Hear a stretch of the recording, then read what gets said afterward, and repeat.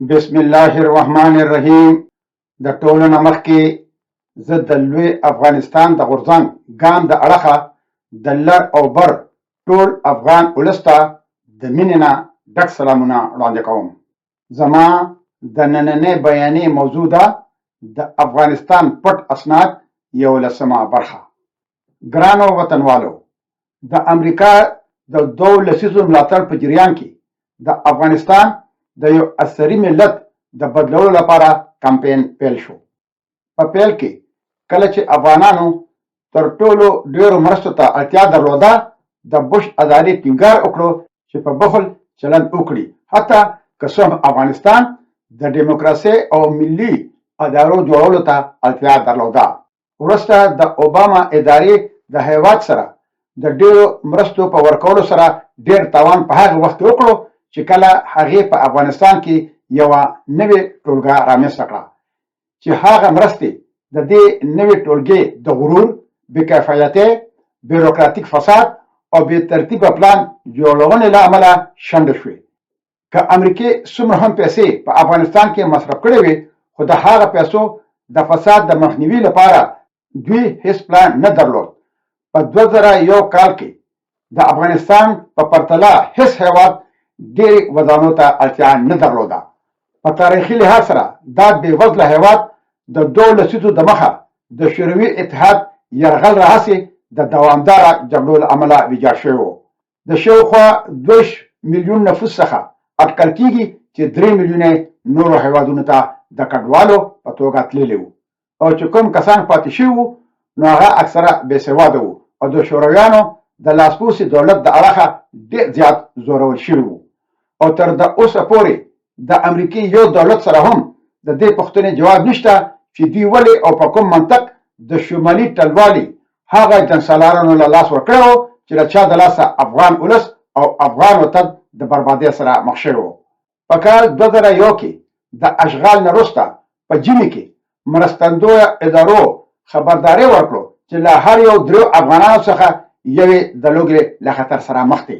په هر صورت په هغه وخت کې د بوش ادارې لا هم پرېکړه نه وکړې چې آیا وغواړي د ملت جوړونې اوږدمهاله کمپین ته ژمن وي یا د افغانستان ستونزې نورو ته پرېږدي چې ورسره معامله وکړي. په 2000 کال کې بوش سپینې ماڼۍ ته ورسېد او د بهرنیو لګښتونو لپاره کرکه څرګنده کړه. د ولسمشرۍ د کمپین په جریان کې هغه د کلینټن ادارې ته د سومالیا، هایټي او بلکان هیوادونو ته د ملت جوړونې تمرینونو لپاره د وسلوالو ځواکونو د ژمنتیا له امله ملامتي ورکړه. هغه د خپل دیموکرات مخالف الګور سره د یوې مناظرې په جریان کې وویل، زه فکر نه کوم چې زموږ سرتیري باید د هغه څه لپاره وکارول شي چې ملت جوړونه بلل کېږي. زه فکر کوم چې زموږ سرتیري باید د جګړې د ګټلو لپاره وکارول شي. کله چې په ساده ژبه ټیکسن د متحده ایالاتو اردو ته امر وکړو چې په افغانستان بمباري پیل کړي، نو هغه امریکایانو ته ډاډ ورکړو چې نه ملګري ملتونه او نه واشنګټن به د ملت جوړونې تش په نامه دنده په غاړه واخلي. کله چې کروکر د 2002 کال په جنوري کې افغانستان ته راغی، نو هغه فکر کاوه چې په افغانستان کې د غیر معمولي شرایطو او د افغانانو د کړاوونو په پام کې نیولو سره د توجیه کولو او دفاع کولو لپاره به دا ستونزې نورو ته پرېښودل خورا ستونزمن وي. مګر هغه ته په کابل کې د خپل لنډ 3 میاشتې سفر په جریان کې د کومې لوی ژمنې کولو واک نه و. واشنګټن ته په راستنېدلو راپورونو کې د امریکا د نړیوالې پراختیا ادارې USAID چارواکو د افغانانو د وړتیا په اړه تیاره ارزونې وړاندې کړې چې پرته له پراخې مرستې څخه افغانستان باثباته کړي. د USAID یو لوړپوړي چارواکي چې د افغانستان حکومت ته مشوره ورکوله یادونه وکړه چې هیواد هیڅ بانکونه او قانوني داوطلبي نه لري. جنګسالارانو په لویه کچه بې ارزښته خپل اسعار یعنې کرنسي چاپ کړې وه، او د دولت چارواکو په ځانګړې توګه دې جنګسالارانو به په مخامخ په ښکاره ډول بهرنیانو ته دروغ ویل، خو شرم ورله هم نه ورتلو. د USAID یو چارواکي په یو مرکه کې وویل چې خلکو ته دا تشریح کول ډېر ګران و چې په لومړیو کلونو کې افغانستان څومره خراب و. د بهرنیو چارو وزارت ویان ریچارډ باوچر د 2002 کال په جنوري کې د بهرنیو چارو وزیر کولین پاول سره کابل ته سفر وکړو.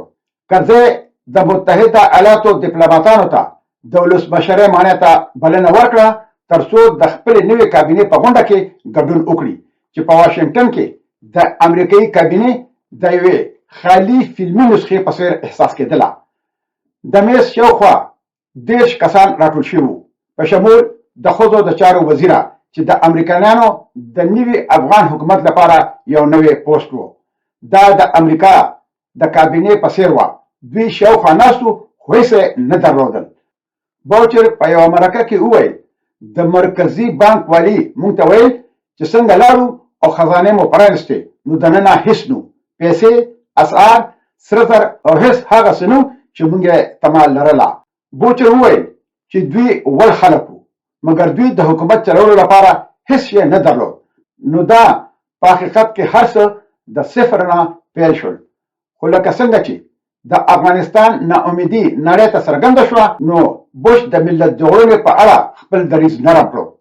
د جنوري په کال 2002 کې کانګرس ته د خپلې وینا په جریان کې ولسمشر بوش د افغانانو د روحیې ستاینه وکړه او ژمنه وکړه چې موږ به د دې هیواد په بیا رغونه کې شریکان یو. دې خبرو د کرزی په مخ مسکا راوپړوله.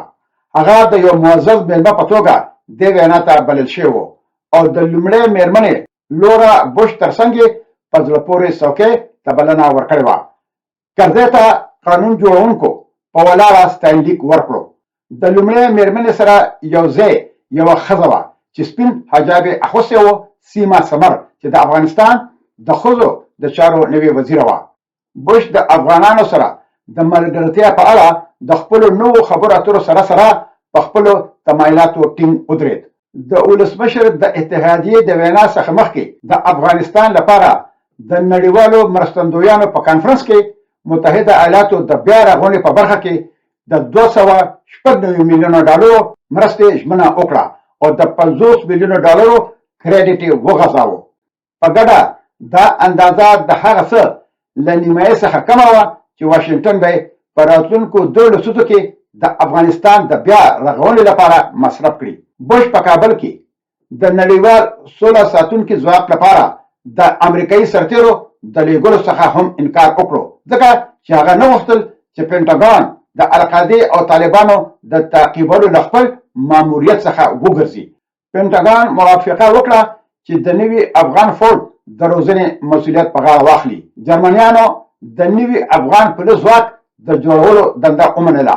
ایټالویانو موافقه وکړه چې د افغانانو سره د دوی د قضایي سیستم د بیا رغونې سره مرسته وکړي او د برټانیې کسان به په رضاکارانه توګه د افغان بزګرانو د کوکنارو د کرلو څخه مخنیوي وکړي چې دا په تاریخي توګه د هېواد مخکښ نقدي حاصل و.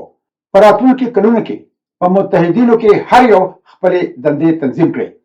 د بوش ادارې ګڼو چارواکو وویل چې هیڅوک نه غواړي دې حقیقت ته پام واړوي چې ولسمشر په تدریجي ډول د ملت جوړونې په اړه د خپل کمپاین ژمنې ماتوي. خو دوی وویل چې بوش او په سپینه ماڼۍ کې نور د هغه تېروتنې تکرار څخه ویره لرله چې واشنګټن په 1990 لسیزه کې کړې وه چې کله د امریکې ملاتړو یاغیانو د شوروي فوجیان وشړل نو امریکې افغانستان ته پاملرنه ودروله چې په پایله کې ګډوډي رامنځته کړه.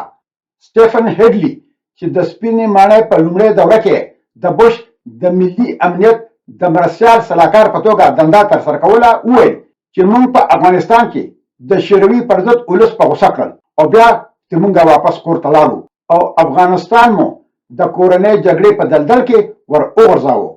هیډلي او ډیرو نورو چارواکو ویره درلوده چې هېواد به بیا په کورنۍ جګړه کې ښکېل شي که چېرته متحده ایالات دا ځل په افغانستان کې ثبات راوستلو کې پاتې راشي او القاعده به بیرته افغانستان ته راننوځي. د دې نه وروسته چې څه وشول زه به هغه په خپله راتلونکي ویډیو کې ستاسو په خدمت کې وړاندې کوم انشاءالله. ګرانو وطنوالو اوس به په لویه لاس سپارم. تل دې وي پښتو، تل دې وي پښتونولي او تل دې وي د اباسین او د مارګلې د غرونو نه تر د امو دریا پورې زمونږ د پلار نیکه ګران خوږ ګلالي او ګل ګلزار وطن لوی افغانستان. د ازادۍ په هیله مشال خان ټکر.